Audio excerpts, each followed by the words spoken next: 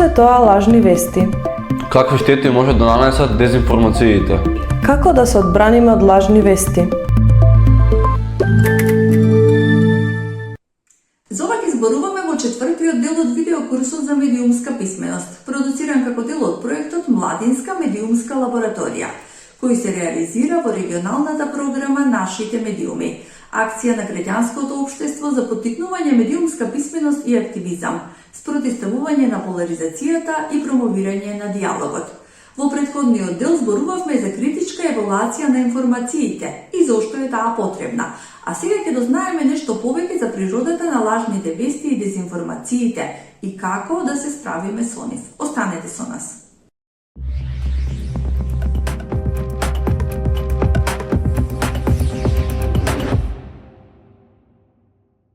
Првиот чекор е да се направи јасна дистинкција помеѓу она што е реалност и она што е фикција, меѓу она што се прикажува на одреден медиум и она што постои во реалниот живот. За да можеме подобро да се заштитиме од лажни вести и дезинформации, важно е да разбереме што се тие и каква е нивната природа и цел. Дезинформација е информација која што е погрешно и намерно креирана за да нанесе штета на некоја личност, група, организација или држава. Дезинформациите намерно се креираат со одредена цел и тој што ги креира дезинформациите знае дека тие се лага.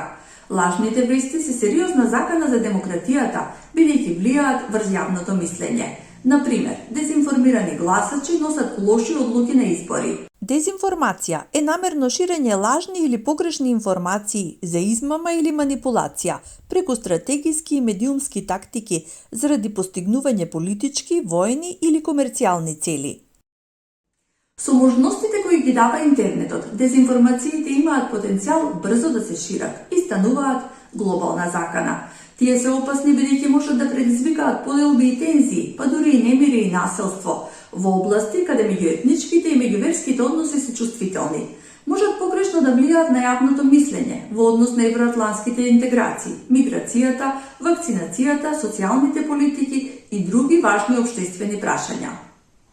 Например, лажна вест објавена во екот на ковид пандемијата за штетноста на вакцините за ковид, без конкретни научни докази, има за цел да внесе страв кај граѓаните и да ги одврати од вакцинирање. Треба да се знае дека постојат информации кои не се вистините, но тој што ги споделува не знае дека не се вистините. Кога некој споделува дезинформација, верувајќи дека таа е вистина, тогаш веќе станува збор за мисинформација, односно погрешна информација. Тој што ја споделува навистина верува во тоа и нема лоша намера, но не знаејќи може да предизвика штети. Затоа е важно да ги препознаваме лажните информации и обидите за манипулација, да бидеме одговорни корисници на информациите и да не споделуваме дезинформации или мисинформации. Ширењето дезинформации создава поделби и страв во општеството, креира несигурност, ја зголемува поларизацијата, ги подкрива етничките тензии, ги наведува граѓаните да носат одлуки кои што се спротивни на нивниот интерес, поттикнува омраза и ја подкопува довербата во институциите на системот. Зошто тоа се прави? Дезинформациите се шират од различни причини. Да се оствари некоја политичка или економска корист, да се креира нова реалност, да се наведат граѓаните кон одреден наратив или насока. Најчести произведувачи на дезинформации се моќни структури, партиски ботови или групи кои имаат политички или економски цели. Борбата со дезинформациите е комплексен процес. Еден од клучните фактори е медиумската писменост. Медиумски писмен граѓанин умее да препознае дезинформации и на тој начин да се заштити од нив. Лажните вести и дезинформации се исто така информации кои се или целосно или деловно неточни, но кои свесно се пуштаат во оптек за да действуваат на одредени политички одлуки или едноставно да остварат поголем број посети на социјалните мрежи. Статистиките велат дека лажните вести на социјалните мрежи се шират дури 6 пати побрзо отколку вистинските вести. Токму затоа тие прераснаа во еден од најголемите проблеми на дигиталниот свет. Понекогаш изгледаат толку веродостојно, што за мнозинството е тешко да ги препознае лажните вести. Едно е сигурно, доколку веста пренесува нешто спектакуларно или неверојатно, Треба да бидеме предпазливи, посебно ако станува збор за емоционално набиени или контроверзни теми. Но не е лесно.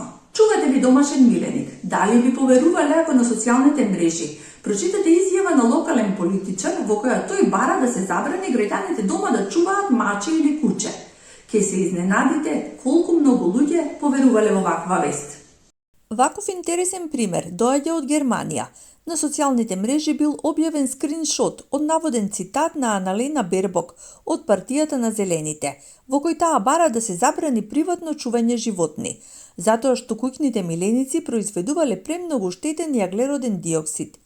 Иако се работело за лажна вест, на која е тешко да се поверува, сепак на ваквата дезинформација наседнале и илјадници лица. За да се заштитиме од лажни вести, како читатели во конкретниот случај, би било добро да се запрашаме. Дали од веста е јасно кој е изворот на информацијата и кога и во каков контекст е изречен споменатиот цитат? Звучи ли воопшто изјавата логично, ако се поврзе со јавната личност која ја дала? Дали оваа личност и во други прилики има такви ставови или ова е изненадување? Кој добива од дискредитирањето на таа јавна личност и партијата на која и припаѓа? Секогаш треба да провериме кој ја шири веста, односно да го провериме тој профил. Ако изгледа дека профилот е лажен, веројатно и веста е лажна. Често таквите вести не се пренесени од реално лице или од организација, туку од автоматски механизми како ботови или тролови.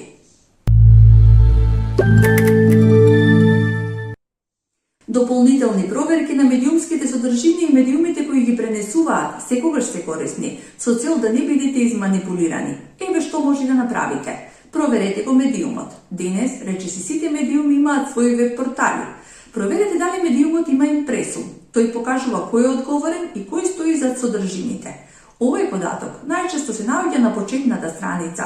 Треба да ги содржи имињата на издавачот, уредниците, одговорните на рубриките и нивни контакти. Преку нив, читателот може да реагира на објавена вест, да укаже на нешто или да побара да се исправи некоја неточност. Кога медиумот има детален импресум, тоа значи дека е транспарентен и дека зад содржините стојат реални уредници и новинари. Но се уште постојат медиуми, најчесто портали, кои немаат импресум или тој е нецелосен. Кон крајот на оваа епизода да сумираме што научивме денес. Дезинформација е информација која што е погрешна и намерно креирана за да нанесе штета на некоја личност, група, организација или држава.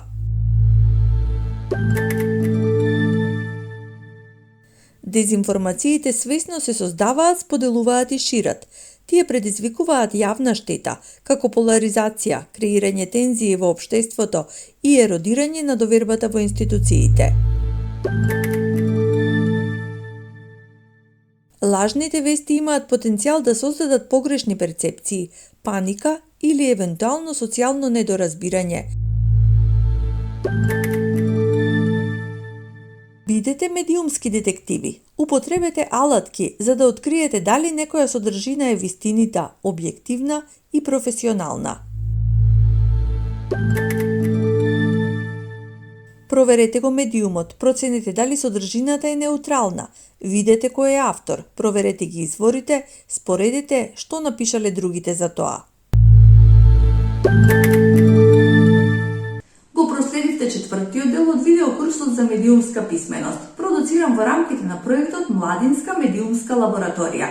За да продолжите со вашата едукација во областта на медиумската писменост, преминете на последното видео од овој серијал. Довидување!